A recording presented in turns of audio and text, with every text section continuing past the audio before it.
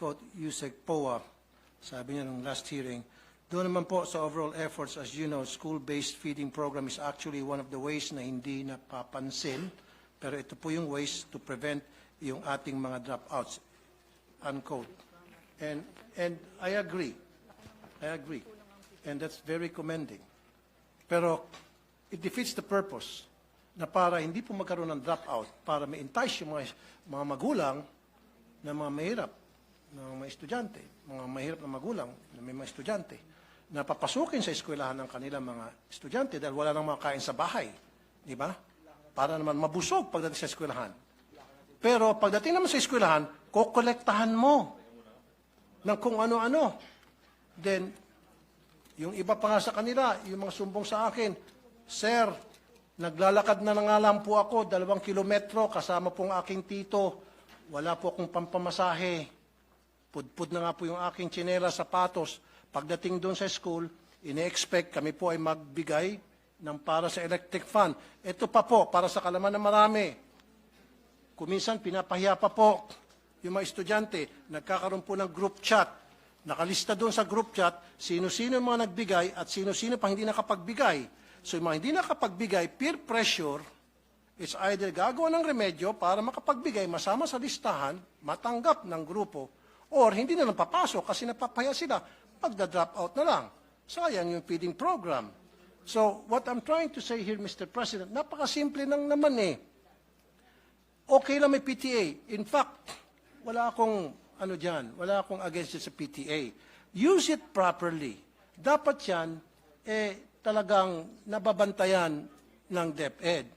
Dapat yung PTA, gamitin lamang yan para pag-usapan po yung pong mga problema ng mga estudyante at mga guro para tingnan at i-monitor yung mga activities ng mga estudyante, yung kanilang academic performance. And this is the truth. Your Honors, siguro meron kang estudyante sa public school, may anak ka ba? Maybe wala. Or maybe may staff ka na nag-aaral sa public school because marami akong staff nag-aaral sa public school here in the Senate saka sa RTIA at lahat sila nagsasabi na talagang pinipilit yung kanilang mga estudyante magbigay sa kontribusyon. Pag hindi ka nag-contribute, anong consequence? Hindi ka na maging paborito ng teacher. Ikaw ay pwedeng maiwan, ikaw ay mag-scrub ng sahig. Ikaw ang mag-erase ng mga nakasulat sa blackboard. Marami pa pagawa sa iyo. Pero kung ikaw nag-contribute, go home ka na, maganda pa ang grades mo. Yan po ang madalas na mangyari sa iba't ibang mga eskwelahan. At yan po ay documented. At yan po in-interview ko po lahat ng mga staff ko na may mga estudyante sa public school na nire-require po talaga sa PTA pa lamang binoboto na agad kung ano yung mga pwedeng ma-contribute, anong pwedeng may ayos sa eskwelahan. Just imagine, Mr. President, Your Honor, every single year, kailangan mag-contribute ang mga estudyante para sa electric fund. Kung ipon-ipunin natin yung contribution sa electric fund every year, siguro baka marami ng warehouse ng electric fund dyan sa DepEd, kung saan dinadala yung electric fund. My question also, Mr. President, Your Honor, di ba meron pong MOE para dyan sa electric fund na yan? Ba't kinakailangan pa pagbayarin yung mga estudyante sa electric fund, sa jobos, sa pintura, sa bond paper, maging sa, ito pa po, sweldo sa security guard, sweldo sa janitor, pati ba naman sa kuryente. And I understand, Mr. President, Your Honor, Madam, meron po tinatawag na Special Educational Fund, ang LGU. In fact, ang LGU nagbibigay din ng pera sa DepEd, Mr. President. Saan pupunta yung SEF? Now, my question is, maari siguro ang problema hindi nakakarating sa mga eskwelahan ang MOOE. Saan pupunta yung MOOE? Kailangan siguro i-audit natin yung MOOE. Yan po ba ay nakakarating ng tama o baka naman nakakarating sa mga eskwelahan pero hanggang sa principal lang? Kaya may mga balita, si principal, magagandang mga bahay, magagandang mga sasakyan, pero sila teacher, kawawa. So si teacher gagawa ng remedyo, at yun na nga, maningil sa mga estudyante. Kaya nga po, sabi pa nga ng mga nakakausap ko po, doon sa mga listahan, I think we interviewed more than 100, sabi, kaya nga po kami pumunta sa public school dahil wala po kami pambayad sa private school.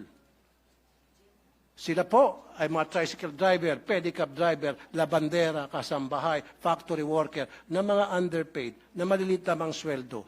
Salamat nga, sinabi ni Secretary Yusek Poa, and I commend you for saying that, yung programa nyo yan, na merong feeding program para hindi na po tumaas pa yung cases ng dropout, para ma-entice yung mga magulang na papuntahin sa eskwela ng kanilang mga estudyante dahil meron ng pagkain. Gutom kasi sila, kaya hindi sila pumapasok, pero kung bigyan mo ng pagkain, papasok na sila. However, pagdating naman sa school, yung libreng pagkain, parang siningil mo lang dahil pagbabayarin mo para sa kung ano ng contribution.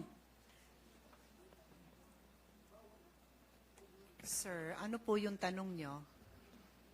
I'm just making a statement, Mr. President, Your Honor, kung ano po yung sentimiento ng mga pumunta sa akin, mga magulang, libo na po sinasabi po sa akin. So what I'm saying is, we have to stop this wrong policy na kung saan nagbabiolate ng law ang kung ano-ano pong department order na ipinapalabas po ng DepEd para lamang pipilitin na makakolekta sa mga estudyante. Sabi pa nga ni Minority Leader Coco Pimentel, pag kinolekta mo estudyante, wala naman pera yung mga estudyante, parang sino kinukolektahan mo talaga? In essence, yung mga magulang.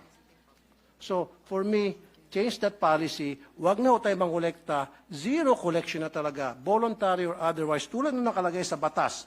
Okay? Except for Red Cross, Girl Scout, Boy Scout, and Barrio High School. Let's stick to what the law says. Stop na natin yan. Huwag na ho tayo magpalabas ng mga department order para we try to circumvent the law para makakolekta. Tuloy, ang duda nitong mga magulang, baka siguro gusto nilang magpalabas ng kung ano mga department order para makakolekta sapagkat gusto nilang yung MOE hindi na makarating sa mga eskwelahan.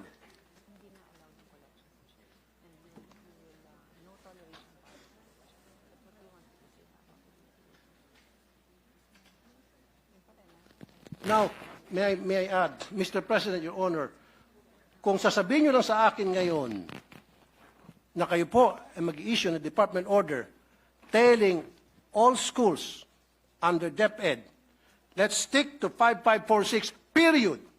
And I will sit down. Otherwise, kapag hindi, magpipilit kayo, abutin tayo dito hanggang madaling araw. And I will not stop because I know I'm right. Mr. President, just a short response.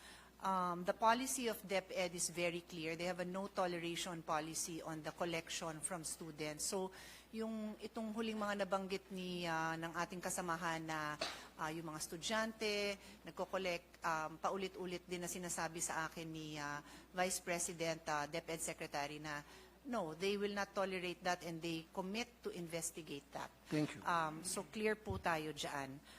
On that note, may I ask for a minute suspension, Mr. President? Thank you. Session suspended for 1 minute.